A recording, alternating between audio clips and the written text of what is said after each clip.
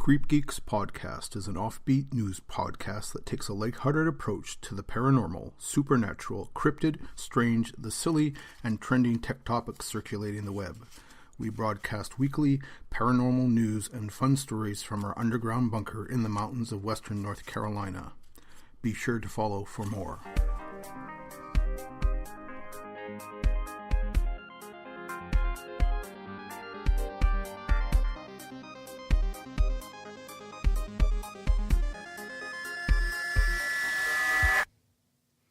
Greetings and welcome to the CreepGeeks Podcast. This is episode number 199. Mark of the Bell Witch, Utah Monolith, a listener question, and a contest. Yeah.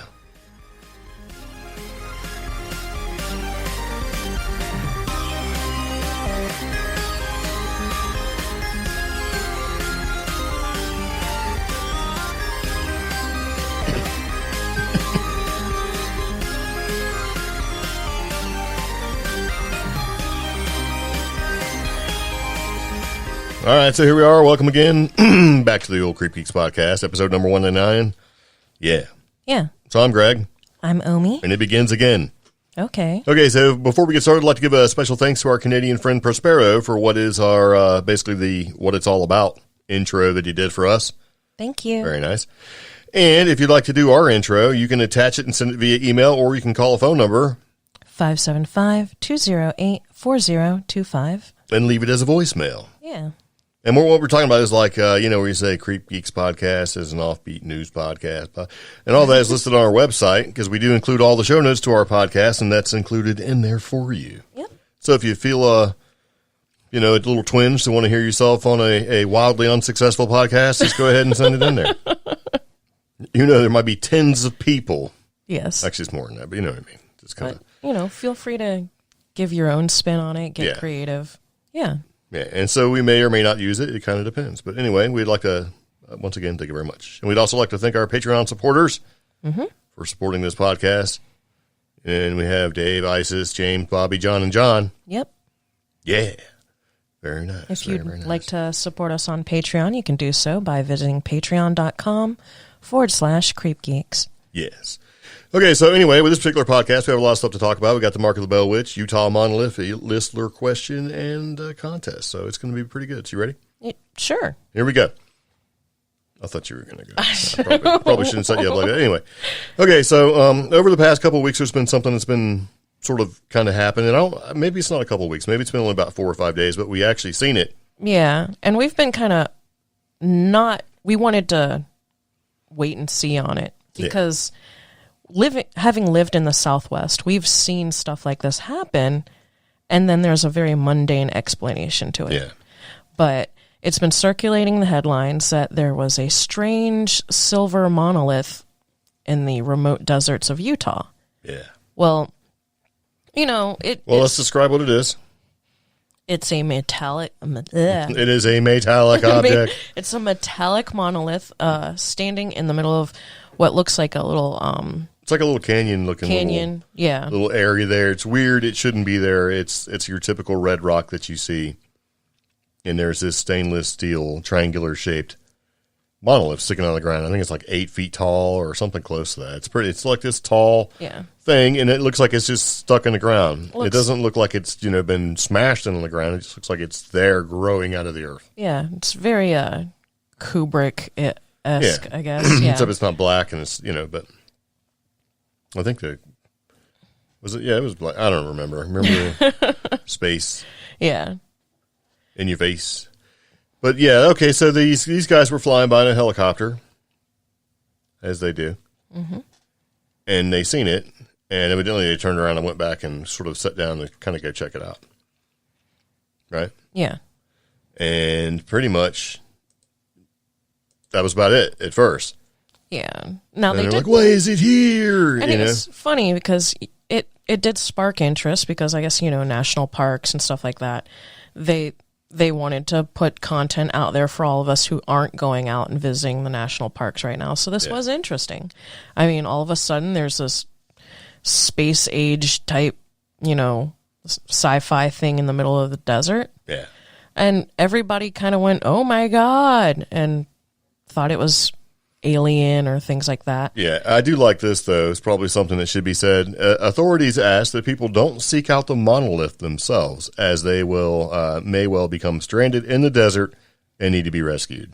And that's pretty true about that area. Yeah. Yeah. Well, basically, it's in a spot that it's not easily accessible. Yeah. And that kind of plays into the possible reasons behind why this thing was there. Yeah. It was somewhere betwixt the Colorado River and Canyonlands National Park. Yeah, which is large. Yeah. So, and when you first see the monolith, it doesn't look like anything but a sort of smooth stainless steel triangle just sticking out of there. Mm-hmm. But when they got up closer to it, it had like screws in it. Oh, okay. Yeah. Well, so once I seen some close-up pictures of it, I'm like, okay, this has obviously not been put here since the dawn of time, like Kubrick and 2001: Space Odyssey and all that. And that's exactly what some very devoted Reddit users figured out. Yeah. It's like Reddit or 4chan. Yeah. Smashing your dreams. Now, they went back through some historical imaging data from Google Earth and found out that the monolith arrived sometime between August 2015 and October 2016. Yeah. Which is that's still a fairly significant gap, but that's a lot better than. Long time. Yeah, but that's a lot better than, it's been there since the dawn of man, Well, the thing is like, okay, so it's been there for like 4 years, roughly. Yeah.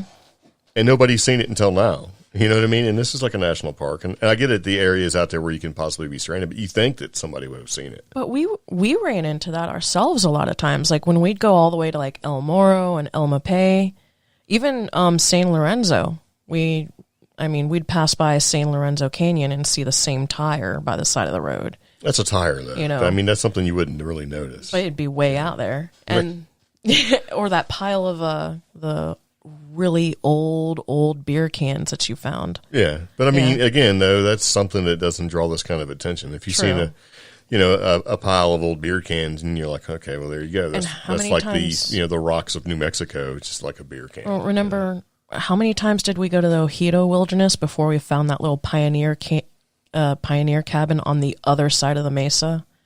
Remember? I don't know.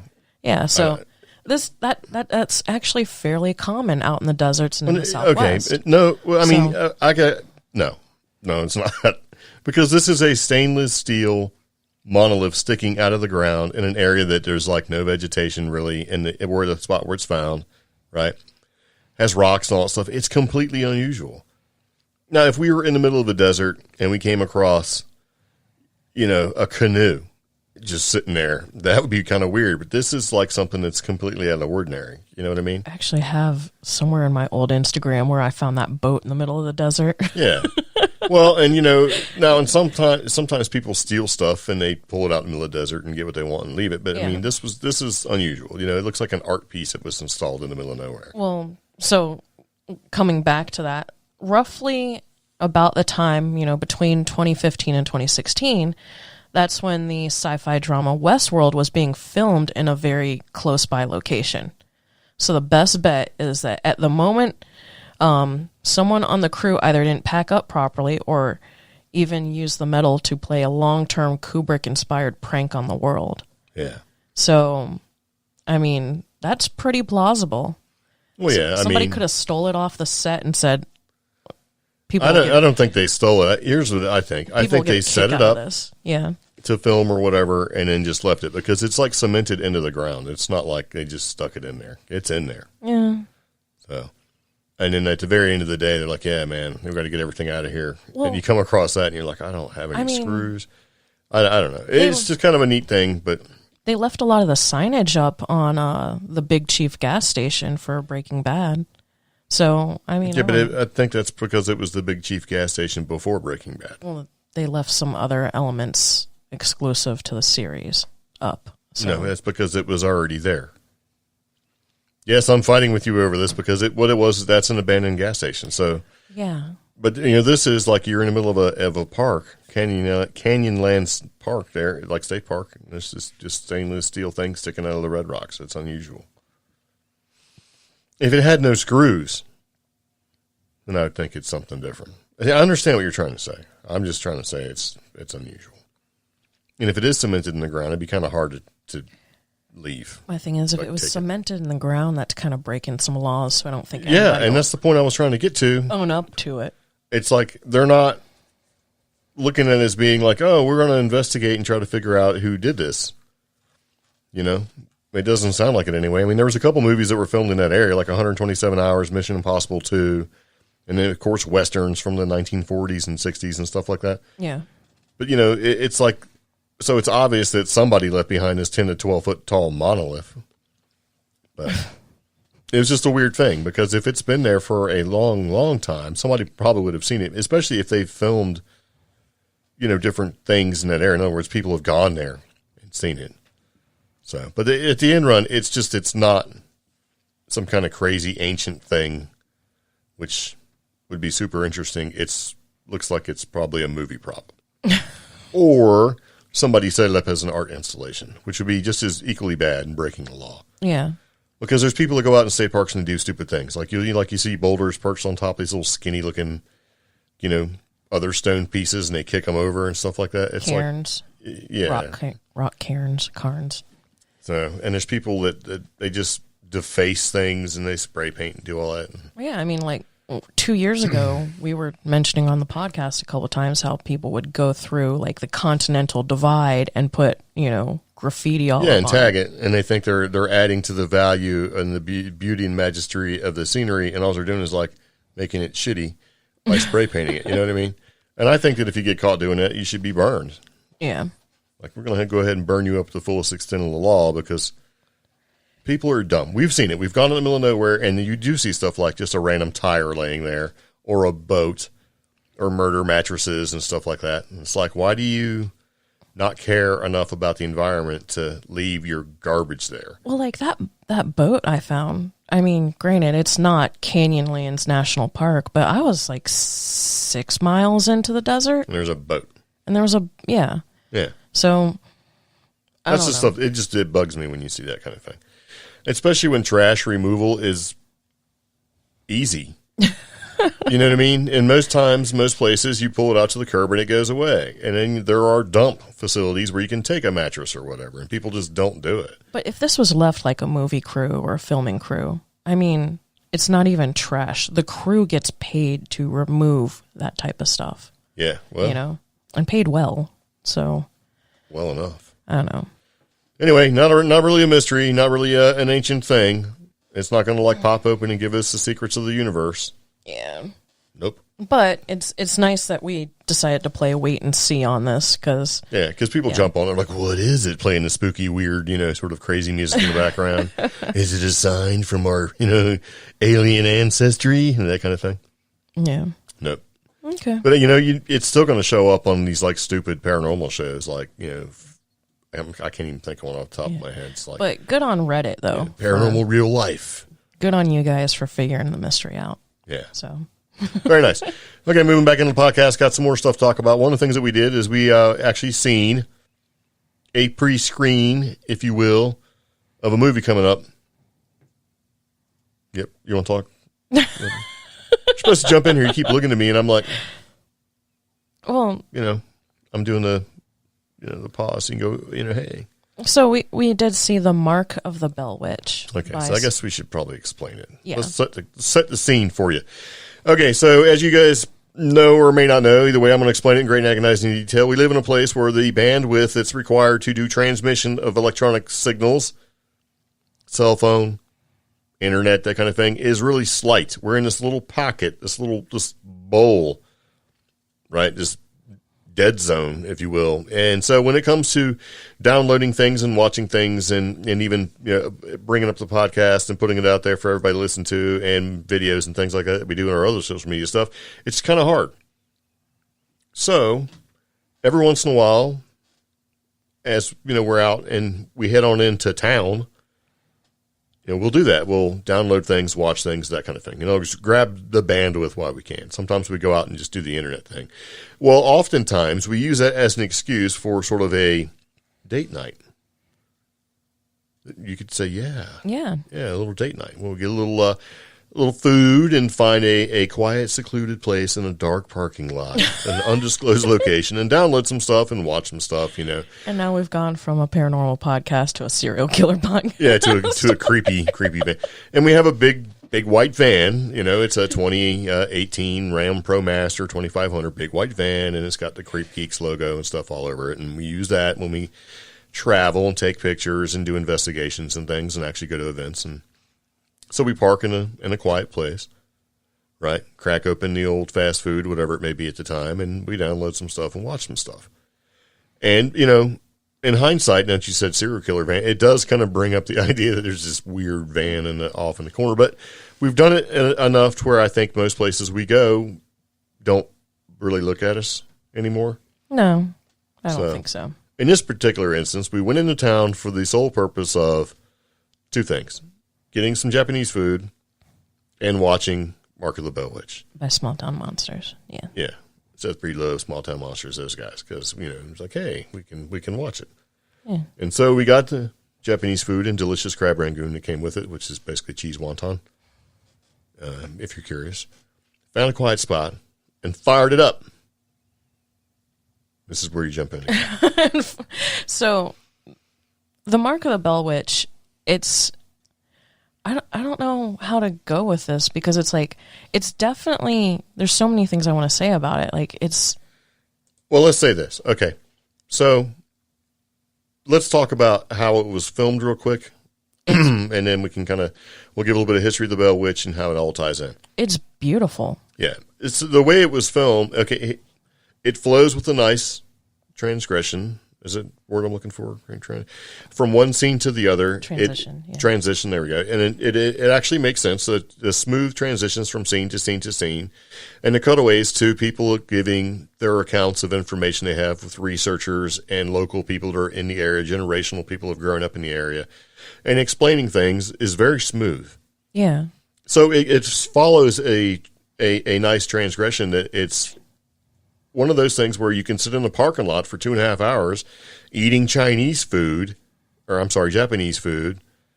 then at the end of it, you're like, man, we've been here for like 2 hours. We better go before the cops show up, right?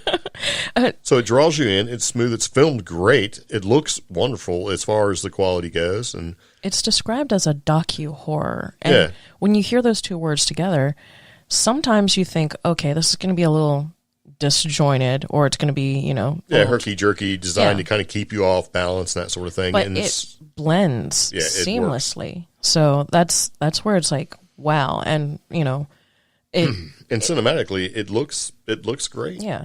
I like the look of the entire thing, because sometimes they do that, you know. It's like a lot of times with horror films, especially back in the day, they were using minimal, most of them are all low budgets. They have a certain sort of a grainy, rough sort of look to things, and this was smooth as butter, man. I thought it looked great.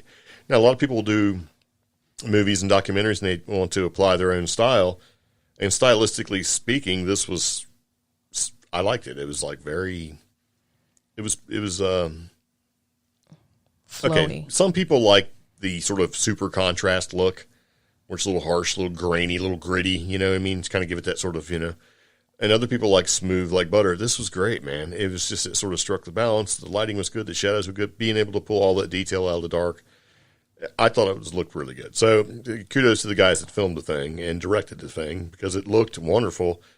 It flowed well. The story was great. The people talking and putting their information in there and the transitions between the story and them, it was all great. I liked it a lot. And as far as docu-horror goes, I wasn't expected to be scared to death, because I don't scare easy when it comes to movies and stuff like that, but it worked. Yeah.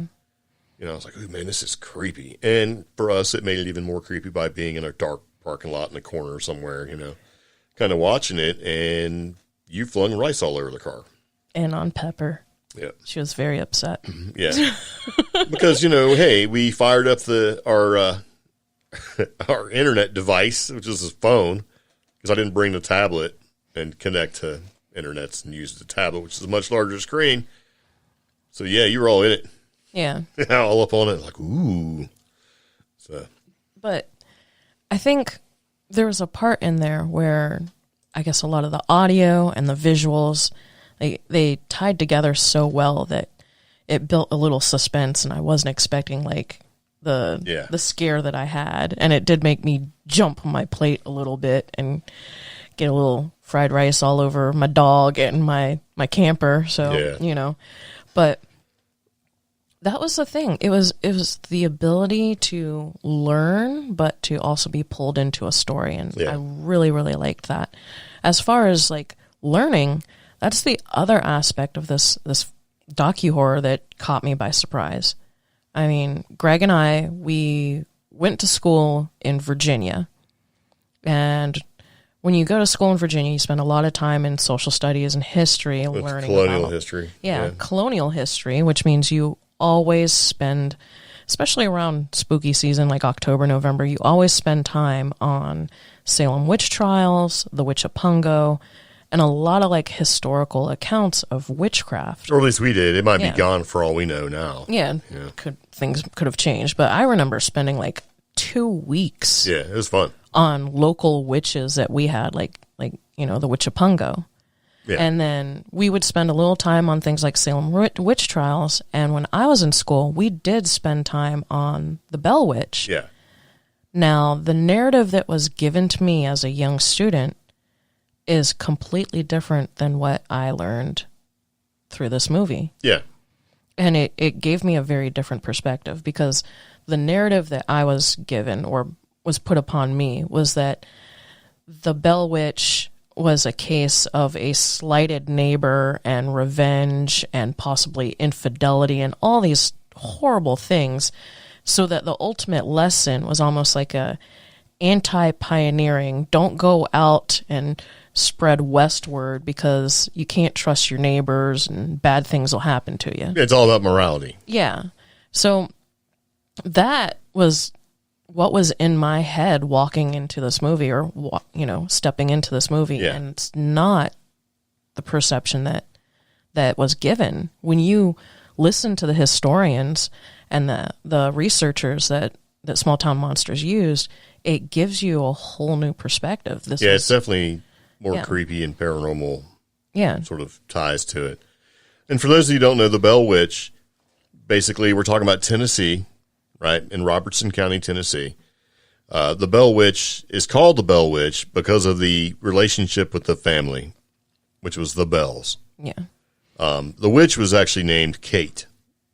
So that kind of sort of puts it all together. Right? But that's part of it, right? It's like you have the Bell Witch.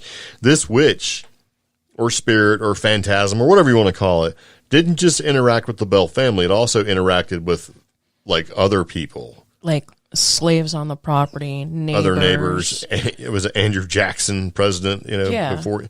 So what had happened is like John Bell resided with his family along the Red River, which is currently near the town of Adams, and this is according to legend, which is 1817 to 1821. The family came under attack by a mostly invisible entity that was able to speak, affect the physical environment, and shapeshift. And then some of the accounts even say that it may have been clairvoyant and was capable of crossing long distances with superhuman speed, or even be, what they call it, bilocation or being more than one place at one time, which is kind of weird, right? And so in 1894, Martin V. Ingram, who basically published his book, which was an authenticated history of the Bell Witch. And this book is supposed to be the first full-length record of the legend itself and a primary source for the information that comes across with this particular legend, right? Now, there's been skeptics involved, and there's historians involved and all this to try to go through and really explain what happened there. But the story, if you read it, or as it's been referenced, has been, like you said, just a couple pages. Yeah. And this is pretty involved, man. I mean, they kind of lay it out there from the beginning of the interactions that's sort of occurring with the spirit or whatever it is that refer to itself as Kate, right, and the Bell family, and in the end, the demise of John Bell, because that was the overall goal was to, according to this thing, Kate was to kill John Bell. Yeah, and it's entirely possible that it did. I mean, but there were so many outside interactions with other people, though, it sort of goes way beyond that. And that's things, those are the things that aren't described or explained when you just kind of read a real quick sort of blurb on the Bell Witch, like even off of Wikipedia. So if you go to Wikipedia and read it, you know, it does a pretty good job of sort of breaking down some things and sort of explaining it. Even talks about the accounts with Andrew Jackson, who basically him and his men went to go investigate. And it's a little bit later on in the legend there, this Bell Witch, and didn't even make it. Yeah. Like they got freaked out to the point where they just turned around and said, "We're out. We're done." Yeah. And these are soldiers and stuff like that. So it's a really involved, long, sort of prolonged paranormal type experience. It's strange. Yeah, you know? It's an extended haunting. And like there was something that came to mind while you were talking. It was, for these people and their experience, it was a slow boil. Yeah. I mean, and the fact that it was years and it all added up and kept happening. And yes, it started off like with minor or small things happening, like auditory stuff happening. Yeah. And then culminated to basically John Bell's death or demise. Yeah. I mean, you got to imagine, you know, beyond the few pages you read about this, the toll that took on the whole community. So from a perspective wise, it deserves the attention of this film, and it deserves taking another look at, because it's awful. And we're being deliberately vague, Yeah. because I mean, you should basically do your own research. But one of the things that you can hear something, maybe you don't want to research this, because maybe you don't care enough. But you'll sit down there and eat some Chinese food and watch it, right? Or Japanese, whatever.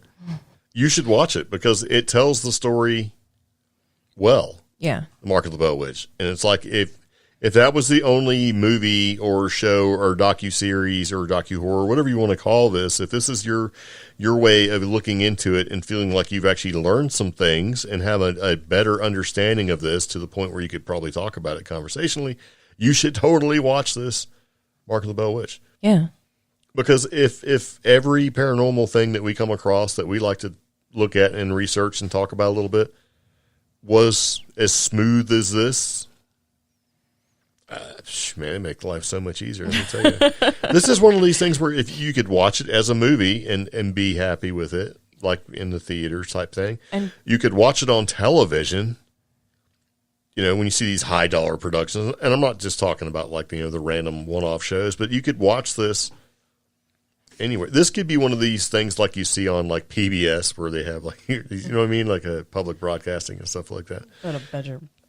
Yeah. Where, I mean, it's more, I'm trying to figure out a way to describe when you see cheesy shows on TV that are obviously low budget and designed to get your attention and really have no redeeming value versus the better, well-produced, well put together, more aesthetically pleasing sort of high dollar shows that you would see as well.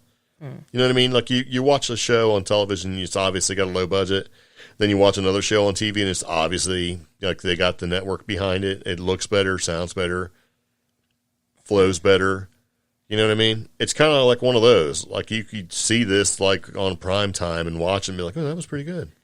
And that's the thing. Which is good. I mean, that's kind of what you want, because I think this actually lends to a lot more credibility to the whole thing. Yeah. The whole thing, the whole paranormal thing, 14 thing. Well, that's the one thing. Like, this is one of those docu-horrors where you could sit there and watch it, and you could feel fairly confident that you understand the phenomenon a little better. And I mean it as a compliment. Yeah. So I don't want anybody to take it like, oh, well, they're good enough to be on TV. No, I'm trying to make it as a compliment. And the reason why I say that, and this is sort of an aside to the whole thing, with coronavirus and the pandemic being the way it is, we've watched some television shows, some series that are normally filmed, you know. I don't want to say it's Law and Order, but Law and Order, right?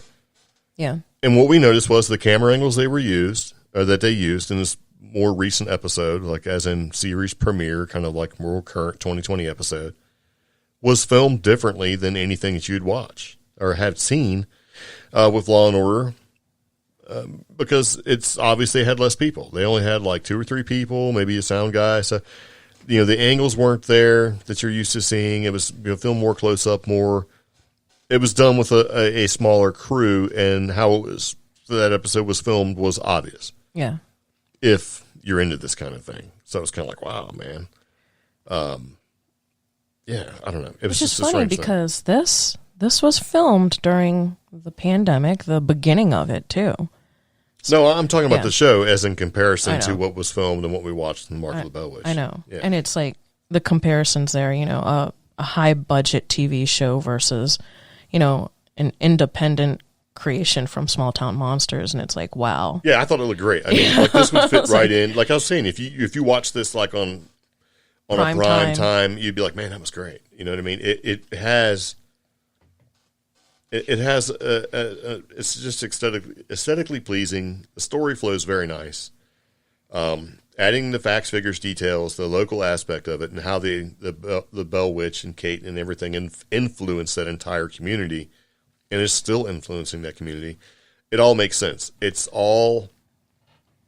I mean, but that kind of brings another question up, which is, I mean, this has enough history behind it and enough research and things like that behind it, and there's still a lot of mystery. Even if you watch Small Town Monsters, you're still going to be like, I should visit Adams, Tennessee and check this out. Yeah, I mean, there's shows that we watch where it makes us want to go. And I'm like, we're going to stop by there one day. And we've actually been close a couple times and just never stopped by there because honestly, you read up on it, and when you take the influences and stuff that you see on the internet, you're like, oh, that's pretty. It's an interesting story, but at the same time, it doesn't necessarily feel like it'd be worth the effort to go. Now I'm like, we should go because there's way more to it. Yeah, but what I was going to say is this has all of that built up behind it. Yeah. And that enough to trigger that curiosity and things like that. But our local witch, the Witch of Pungo, and I say local as in we spent so much time in Virginia, doesn't have this history. Or does it? No, here's the thing. After our Mark of the Bell Witch... Yeah. In ruminating on it for a while, right? Because that's an old colonial word, isn't it? Anyway, I started looking into the Witch of Pungo, and it does have this history. It's just that you can't get to it anymore. Okay. And it has a pretty thorough sort of, anyway, it goes like this. Over time, things sort of lose detail and get pushed to the side or back or whatever, and it's the details, the sort of scary, unpretty, not currently for the climate politically correct views, and everything in those in other words, the warts that go with this particular story are gone because they don't talk about it anymore. And you know how it is if you don't talk about it, out of sight, out of mind, right? It's been sort of left. Like for example, Jamestown. Jamestown was one of the first permanent English settlements on the East Coast. We're talking like 1643 or 13 or whatever it was. 41. Like 41. And they had a hard winter. Yeah. They ate each other. Yep. And you don't hear about that kind of thing. In school, it's like, oh, they had a really tough winter and they were saved and, people, it was yay. And it's not like that, Yeah. And it's the same thing with the Witch of Pungo and also the same thing with the Bell Witch to a certain degree. Now, the locals there and everybody, they're on that history and they're embracing it. Because they should, and it's ingrained in generational sort of teachings, right? Yeah. Local lore, it goes a little bit more than that. And that's why I didn't really give it any more than a cursory glance, but now after seeing this, the Mark of the Bell Witch, I'm like, man, we should definitely check it out, because it's way more than what you see, and that kind of goes with the Witch of Pungo and a lot of local legends and lores. Looking at it from the outside, looking in, you don't see any of the real details, right? You don't see the warts and all that stuff. You just get this sort of a glossed over Wikipedia sort of look to it, and there's always more details than what you can see. But, I thought it was great because all the digging they did to put this together for Mark of the Bell Witch did a very good and respectful job of bringing that legend, which is way more in depth and way more involved, out to the front, where if you watched it, you'd be like, man, I would like to look more into this, So, I don't know, small town monster guys, if you're going to do another witch thing, maybe you should check out the Witch of Pungo. Yeah. You should totally do that. Give you a chance to head on down to Virginia Beach. And fun fact, we used to live off Witch Duck Road for a long time. Yeah. So, dun, dun, dun. So anyway, I thought it was great. I enjoyed it thoroughly. I enjoyed that. I enjoyed sitting in the creepy parking lot eating Japanese food. Eating Chinese food from a Japanese restaurant. Okay, y'all. It was called Japanese Express, but you had chicken teriyaki or steak teriyaki, and I had chicken stir fry. So, well, those are my safety dishes, right? Yeah, I was trying to go with something I know, and anyway, it was great. Had a good time. Totally worth watching this thing. So if you have the opportunity to watch Mark of the Bell Witch when it becomes available, I believe it's in December. I'm not exactly sure what day, but you can do pre-order, and you can go to smalltownmonsters.com and do a pre-order for a DVD. I would do it. It's totally worth it. It's good to watch. It's one of these things where you could sit down and you could have your children watch it and not be, it's going to freak them out a little bit, but it's not bad. It's not, I'm trying to think of, it's not blood, guts, and gore. It's a story that's been told and it's been respectfully done. And it's one of those things where you're not bringing your 8-year-old to the first showing of Alien and watching, it's where you have nightmares, Not that that happened to me where, hey, I used to be scared of the Wolfman. And after Alien, it was a completely different kind of like, whoa, man. So I don't know. It was good. Totally worth it. Worth the time. Worth the effort.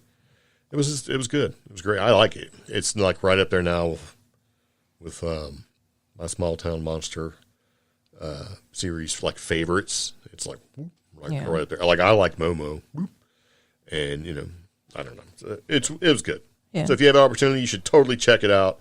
Is it worth buying a DVD? Sure.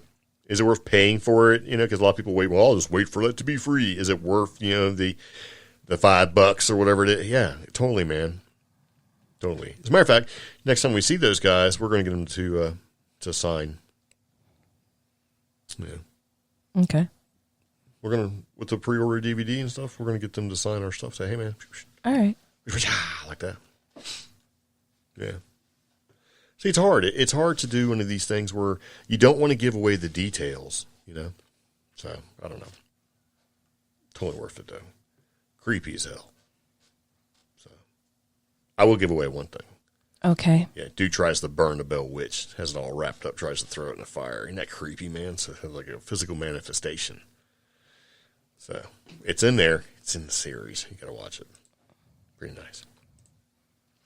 Okay, so we're kind of shifting gears a little bit, but still talking about the Bell Witch. There's a song that the Bell Witch historians, because evidently there's a bunch of them, and you can listen to that song on Amazon. And we have a link to it, and you can make up your own mind about the song. So I thought it was kind of funny. Okay. Yeah. Yeah, but they do have the pre-orders for the Bell Witch and Legacy Blu-ray series. It's restocked, so the Bell Witch Legacy as well. All right. So, what you got? I don't know, because just talking about the Bell Witch, now I'm all stuck on our local history, the Witch of Pungo. Maybe. Oh, we're totally going to look into it. I mean, there's a lot of stuff, though. It makes me wonder, here in the Appalachia, do we have a witch that we need to be researching? Oh, I'm sure there is. Well, see, and that's part of it, too, because it kind of got me thinking about our local history. And the local legends that we grew up with. So we basically grew up in Virginia Beach, which is pretty big. And if you don't know about Virginia Beach, that's okay, because it's basically kind of a conglomeration. You've got Norfolk, Virginia Beach, Portsmouth, Newport News, Hampton. It's all sort of kind of put together there. But that whole area goes back to colonial times and even earlier. And there is a ton of stuff that happened in that area. We're talking everything from, there's a constant military presence with the largest U.S. naval base in the world is there. Battlefields, Yorktown, all this stuff, and there is a ton of history and local history. And I forgot about a large chunk of it because when you grow up in an area and it's not in your forefront thought, man, you just kind of forget. And I started digging into it. I'm like, I remember that. I remember that. I remember this. So, yeah, it's something that we should look at. And I think every community has that sort of thing. I don't know. I did start to dig here locally, here in Western North Carolina, and it looks like there were attempts to grow certain urban legends, and it's like nobody was there to pass the torch. Yeah. So, I mean, anywhere from like on your way to the Linville Gorge, there was an alleged witch, and you would pass by her house. Now, the truth of the story was that somehow she was married to a much older man who met his fate, and nobody fessed up to it. Yeah. And in the end, she was the one that was, taken out to hung for it. And all these stories about weird events in that area, it did seem to revolve a lot around. And that's what I've noticed with a lot of things like that. It's like the community doesn't want to accept maybe the immorality of situations, so it turns into a thing. And somebody becomes a pariah. Yeah. Because of, I guess, cultural or moral standards of the time. Yeah. And that was very much the case with, I think, Huichapungo. Oh, yeah. So. Yeah. Well, I mean, that's like we were talking about. It's like, okay, if you were a strong, fine, upstanding, capable woman, and you could be seen as being a witch because you're not supposed to be that way. Yeah. You didn't fit the societal norm because you're taking care of business, doing your own thing, owning land, owning property. You don't need no man kind of a thing, doing your own thing. Like, oh, man, she's totally a witch. Yeah. Along with the whole, I guess, like what me and one of our friends was talking about, Dave, the whole miasma of the area. Yeah. That you had to show that you were being broken down by this region as you tried to conquer it. Yeah, because if you don't fit in, then you're pushed away. Yeah. So it's like, oh yeah. But it's something that we want to look into, and we actually encourage you guys. Is there a local witch legend where you live? And if so, is it as notable as, Yeah, what kind of impact does it have on the local lore? Or is it something that's worth looking into? I mean, all the way down to I have some friends in certain reservations in like the Southwest and the Northwest, and it's like they grew up with legends of you don't leave the neighborhood after dark because the witch would get you. And I think a lot of it is like the whole morality of things. Gotta keep my kids where I can see them and keep them safe. So if you go out in the dark, the boogeyman will get you. That kind of thing. Kind of keep you in check without appearing to be the bad guy. But a lot of it is, it's been ingrained so long that it's just like. But that's not what the Bell Witch started off as, and that's what fascinates me. Well, and there's so many different aspects to it. There is the morality side of things, and there is the even sort of religious side of things. But it's all intertwined. And this is where we don't want to give away too many things, but I mean, a lot of the stuff you can find on your own. But, and it talks about things and events that occurred around the same time. We're talking like, 10 to 15 year window, things that happened that could possibly sort of spurred the events that occurred with the Bell Witch, with Kate and the Bell Witch, Bell family, like Meteor and different things like that. But if you read into some of the things that they're talking about when they're in the movie, a lot of it plays out almost like Skinwalker Ranch to a sort of thing there. There's a lot of different things that are occurring. We have people's different sort of experiences with this particular entity or whatever it is. So the culmination of high strangeness. Yeah, well, that's just there's a bunch of different types of high strangeness that is occurring, and a lot of people were affected by that. The whole cave thing. Yeah. I mean that I'm still like I have a lot of questions about. So it's like. How exactly? There's even big black dog. Yeah. Yeah. And a very large, weird white rabbit, which we all know is, a third kind type symptom. Yeah. So. That and the owl. Yeah. So, yeah. For those who don't know, a lot of times when people talk about experiences with the third kind or basically alien type experiences, they could even go into the fifth. Anyway, a lot of times. Fourth and fifth kind encounters. Yeah. Like in the Southwest, it's sort of one of the common things where people will talk about, their experience that they had. And like, I remember pulling into my driveway and there was a 4-foot tall jackrabbit sitting there. I remember thinking, oh, that's a weird jackrabbit. And then next thing I know, it was 3 hours later. Yeah. Or the owl in the tree kind of thing. Yeah, I looked outside. There was a 4-foot owl sitting in a tree, and a lot of people were like, "Well, that's not really an owl. That's the gray." Looking at you. Yeah. But in your mind's eye, that's what you see, and that was one of the things that you pinged off of. You're like, "What is that? What?" Yeah. Yeah, sort of markers there. And when you talk about Skinwalker Ranch, the giant dog, very large animals, all that sort of thing comes into play too. So it's sort of a weird thing. Yeah. I don't know. So, yeah. Anyway, I think we should take a second and talk about our listener questions that we have. Oh.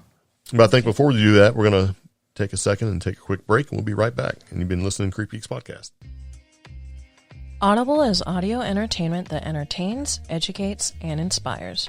For you, listeners of CreepGeeks Podcast, Audible is offering a free audiobook download with a free 30-day trial to give you the opportunity to check out their service. To download your free audiobook today, go to audibletrial.com/cheapgeek. Again, that's audibletrial.com/cheapgeek for your free audiobook. Yeah. Yeah. Okay, so do we want to talk about listener questions, or do we want to do our contest? Let's do that one. Which one? Contest. Okay, so here's the deal. We're coming up on 200 episodes of the old CreepGeeks Podcast. Yeah. And so we decided to do just sort of a little contest. Okay. Yeah. And with the little contest, we're going to give away swag to the winner.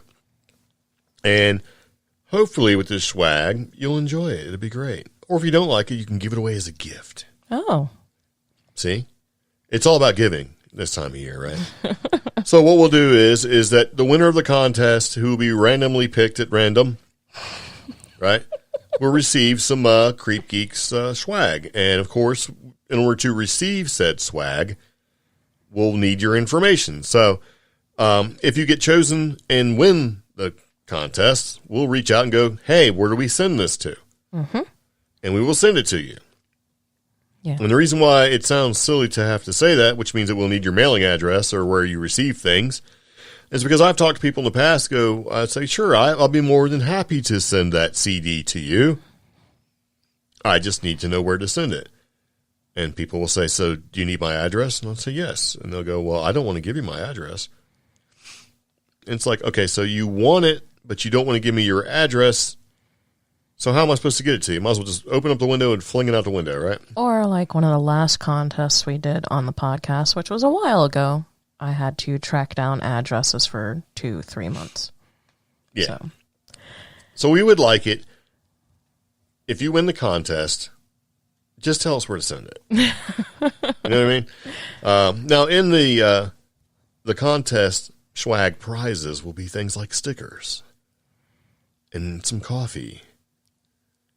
Yeah. And other stuff, because we don't want to give it away. So it'll be good. We'll sneak peek some of the prize on our Instagram, which you should follow, CreepGeeks Pod. Yeah. Oh, and if you do our Patreon and get stuff from us, and I don't know where I was going with that. Basically, some of the stuff that you can get kind of the same thing. Yeah, so this contest is going to be a reflection of some of the swag you can expect if you are a Patreon patron. There you go. That sounds way better. Yeah, we'll sneak peek some of it on our Instagram, but if you don't want or can't wait for the contest, it's a good reason to join our Patreon. So, yeah. I guess we're going to we're going to have people answer a mystery question. Yes. Okay. Now, I should be up front and say I have no idea what the mystery question is. Oh. Yeah. I figured you would do that. Thanks. Yeah. So, well, you know. You'll submit your answers via email. So that's going to be contact@creepgeeks.com. Don't blare out the answer or type out the answer on our Facebook page and let everybody know. Yeah. Send your answer to contact@creepgeeks.com. Now, if you just tuned in, we haven't asked the question yet. Yeah. We'll randomly choose a winner from all the responses, and the winner we hope to have announced by episode 201. Yeah. So there you go. And this is episode 199. 199. Yeah. Yeah. 199. Okay.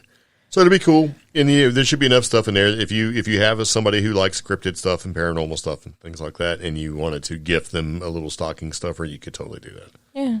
So it's just something we yeah like to do. No, I mean I like swag, stickers, and winning contests. I never win anything. Oh. I'm just saying. So there you go. All right. So, yeah, the winner will be chosen at random. Hopefully you listen to the podcast. And also, when we do a live stream, we may go and ask the question as well. to kind of circulate some interest there, because we could do that. Yeah. There you go. Okay. So every once in a while, as we do ask, and normally in the beginning of our intro, we'll go through and say, hey, if you got something you'd like to share with us, there's a couple different ways you can do that, but we don't always do it, and that's okay. We have the phone number that you can call and leave, information if you'd like, or a question, that kind of thing, and it's 1-575-208-4025. That's a Roswell area code, right? Or direct message or whatever, and we have a contact form area. You click the word contact on our website, CreepGeeks.com. You could fill it out, and it gets tabulated and sent to us, and, we look at it. Yeah, and if it's something that we can assist with, then we'll usually reply back to you. Or if it's just a story, we will see if we can, share your story or experience with our audience. Yeah, or if you want to do the intro, you can do that too. But I guess this recent question is from Bryson, and they asked, have you read Jeannie Reed's Stories of the Yunwi Sunday? Yeah, Yunwi Sunday. I'm not good with native. And I think that's Native Cherokee. Bryson has read a few sections, and there appears to be sightings of the little people near Big Cove in Cherokee, Fry Mountain, Natahala Gorge, and Raven Creek, and Townstring Church in Swain County. According to James Mooney's Myth of the Cherokee, there's supposed to be a cave near the Onaconlufty River where small footprints were found. And yes, this is really interesting because I didn't know about the Toastring Church. So, no, I didn't. Yeah. Now, Big Cove, we were near Big Cove last year because we went to Soco Falls. Yeah. And we had heard about footprints in the mud and stuff out there. So that's kind of cool. Yeah. So, and here's something too. Locally, there's a researcher, and she writes articles, and she has her own website, right? Yeah. And the website is called skyshipsovercashiers.com because there's been lots of reports of UFOs and stuff like that. But not only does she talk about like UFOs and things like that, it goes into local lore and legend as well. And that's Mary Joyce. And Mary Joyce has, like I said, her website, Skyships Over Cashiers. And we know Mary Joyce, talked to her multiple times. And one of the things we talked about was little people.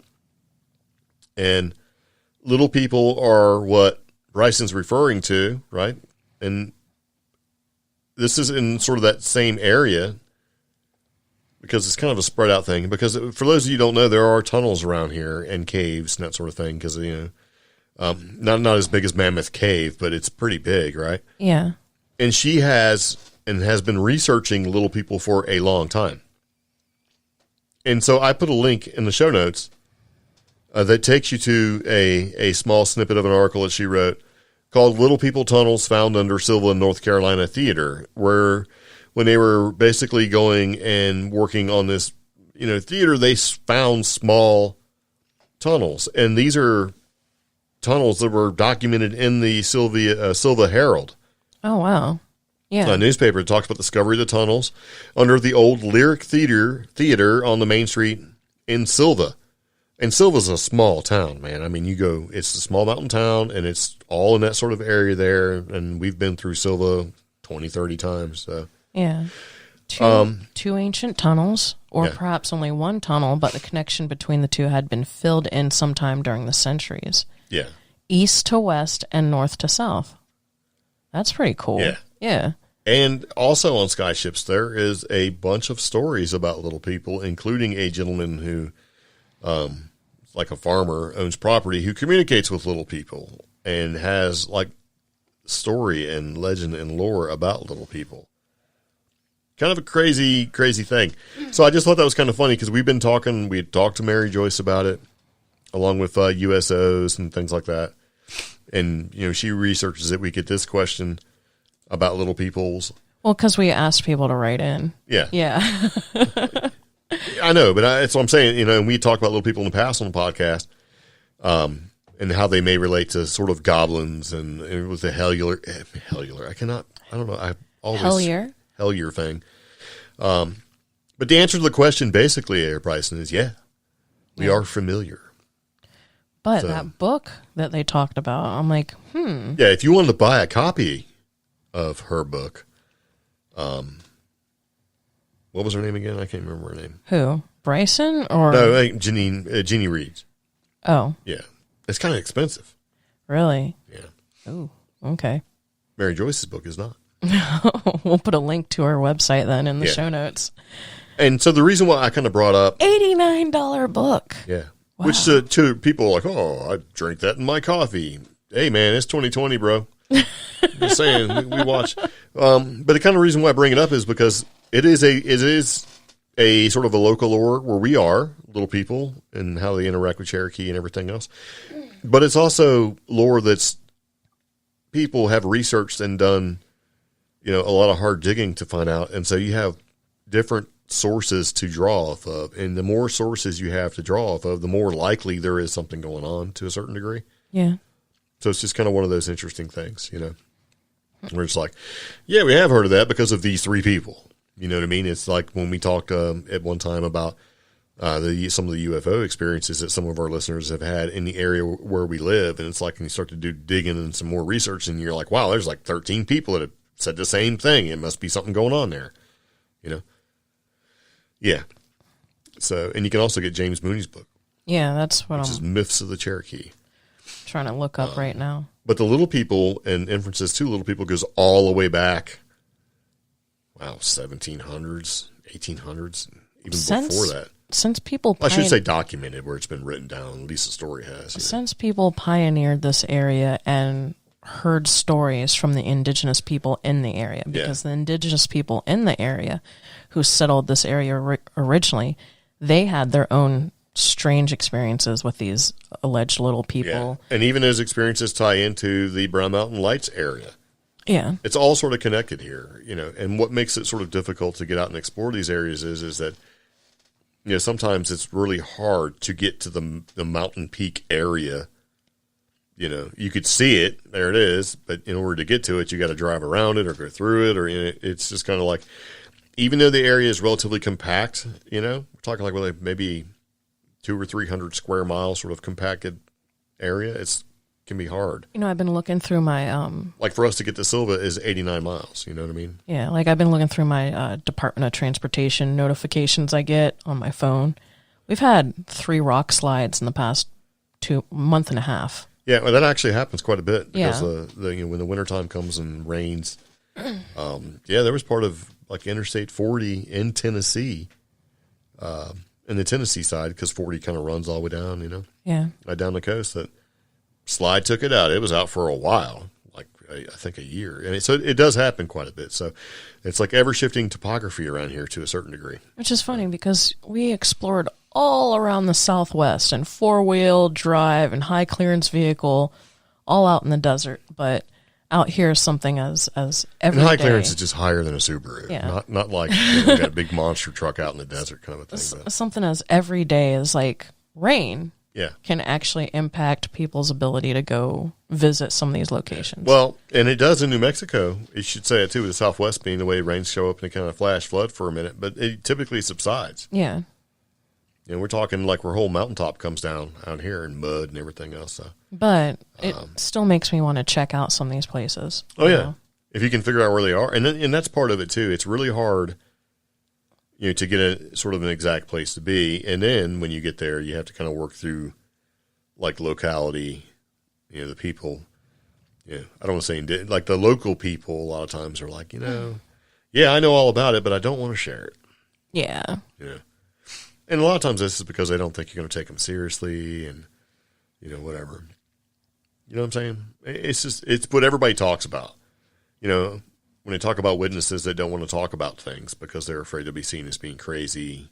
But I think a lot of times they think that you're not going to take them seriously, or basically you're not going to, shine them in a positive light. Yeah. Kind of like that tweet that you saw from Greg Newkirk the other day, where he was warning folks that, somebody's shopping around something, but it turns out that they may not be portrayed in a positive light.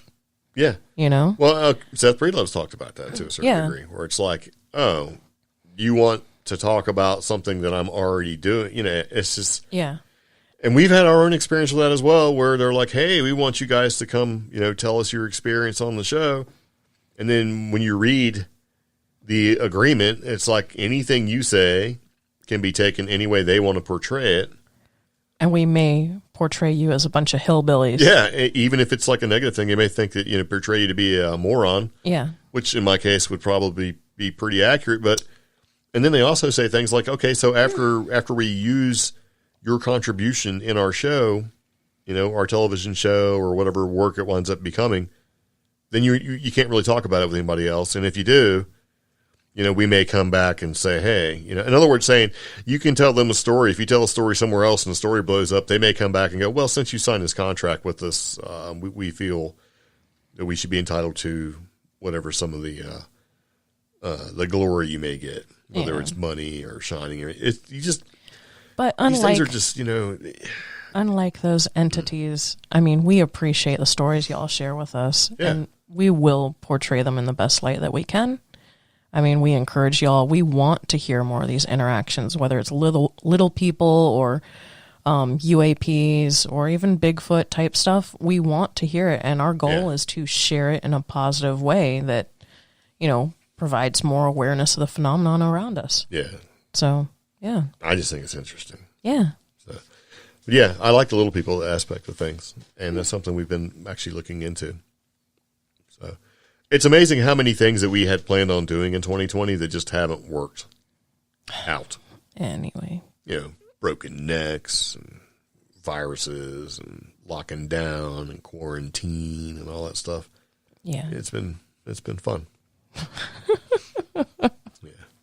Yeah. So let's take that fun and turn it into something positive. I hope everybody tunes into our contest, and Well, tune in the podcast, but listen for the contest. So yeah, and I have it on good authority. Questions probably not going to be that hard. We're going to get like one person. It's like maybe 3 people. So yeah, but anyway, it's kind of an interesting, and so we do appreciate. Why can't I talk today? Appreciate the question, Bryson. Yeah, it's very, very nice, and yes, we are aware of the little people, and we have done some digging around. It's been in a slightly different direction. Yeah, but now I want to check out some of those locations. I have a whole list, man. I've been accumulating a list of things that we need to go research. I've never heard of Raven Creek, so no, and we did run into an issue at one time where things that were once reported with one name, when a story or legend or whatever it is sort of came to being, changed over time. Yeah. You know what I mean? So it's kind of like, at one time it was known as this, but then we sort of, town got incorporated and turned into something else. So, yeah. I don't know. Just saying. Okay. In other words, sometimes you have to go research a little harder than what you can find on a computer. And some of the top problems that we ran into was that, some of these places were just, you can't get to them. As in libraries and things like that, things where you get the research. Okay. I don't know. I'll tell you later. I don't want to give away too much because we're looking at it too. So, yeah. Anyway, there you go. You got anything? No. So, it's being sneaky. Being vague. I am being vague because we have lots of projects that we want to do. Tune into the CreepGeeks Vaguecast. Yeah. Welcome to the vagary that is the, the end of 2020. It's like we have a lot of things we want to do in 2021. But I feel like at this point in the year that we've had so far, if I say them out loud, something's going to happen and we're not going to be able to do them. Because it's like this whole year has been sort of crazy, man. Like, oh, you want to do that? Let's blip it out of existence. Oh, yeah. Yeah. You want to go down and go to the Paranormal Museum in Kentucky? Congratulations, broken neck. You know what I'm saying? It's like stuff like that. It's like, man, hey, man. Oh, you're feeling better? Oh, let's put Kentucky in the red. Yeah. Oh, yeah. You're going to go out there and go take you a little trip? That's, brakes in your car. Go ahead and fix that first. Oh, you want to go visit this one location? They have a 14-day quarantine period. Yeah. Yeah. Yeah, you want us to come talk to you? You want to? Yeah, well, let's go meet up somewhere and talk. Yeah, okay. Can't do it. Got COVID. It's like, oh God, come on, man. So yeah, and things. Who knows if things start going back into lockdown? Who knows what's going to happen? So I'm just being vague so I don't tempt anything. That would almost make a good question for the contest. Something along the lines of, what can you look forward to in 2020? Yeah, but the answer could be not a lot. You know what I mean? That we want a question where they may have actually listened. Yeah. To the show. Okay. But no, I'm deliberately being vague and have been. I just want to ride out 2020, man, to get into 2021. Maybe things can be better than they were, because I know a lot of people have been having a hard time. It's been kind of tough on everybody. Maybe 2021 is be better. Because I hope it is better for everyone, because it's been rough. Yeah. But I don't want to jinx us, man. This ain't like, oh, Jinx, show me a Coke, that kind of show me a soda. Oh, Jinx, your economy. Yeah. Yeah. Jinx, bankrupt. Like, oh no, that kind of thing. So yeah, it's been a year. So being deliberately vague, but for 2021, we do have some things to explore and talk about and do, and we want to try to change things and do a lot more than what we're currently doing. Safe. So yeah. Okay. That's about it. So anyway, any questions, comments, concerns, let us know. But yeah, that's about it. Yep. I hope everybody has a great week. And if you have questions, comments, contact at CreepGeeks.com. Or again, that's going to be 575-208-4025. If you want to support the show, you can do that. Patreon.com/CreepGeeks. And check us out on social media. We're on there. So Facebook, it's going to be a CreepGeeks Podcast. We'd like more people to join the Facebook group. Right now, it's a fun place. It's a silly place, but we want to add more. Conversation, topics, show ideas. Join the Facebook group so that you can get involved. And that's going to be CreepGeeks Facebook group. We make it easy to be found. Yeah. That's about it. Okie dokie. Yeah. Well, everybody be safe. See you later. Take it easy. Bye-bye. Bye.